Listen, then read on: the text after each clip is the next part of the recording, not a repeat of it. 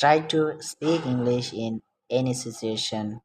Suppose I am in a room now, so I can talk about this room in different ways. For example, this is my bedroom. This room is very big. This room is beautiful and tidy. Also, ask someone some easy question like, "What is your name? What do you do? What do you live?"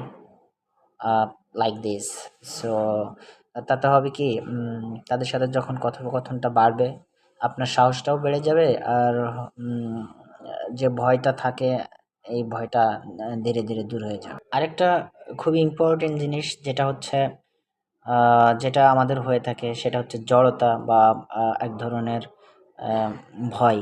সেটা দূর করার জন্য উম, নিজের বন্ধু বান্ধব সবার আগে দরকার। নিজের বন্ধু-বান্ধবের সাথে যখন আমি ছোট, ছোট কিছু প্রশ্ন শেয়ার করব বা ছোট, ছোট ওয়ার্ড বা সেন্টেন্সের মাধ্যমে ইংরেজি ভাষাটাকে কথোপকথন হিসেবে শেয়ার করতে চাবো, তখন একে অপরের ভয়টা দূর হয়ে যাবে।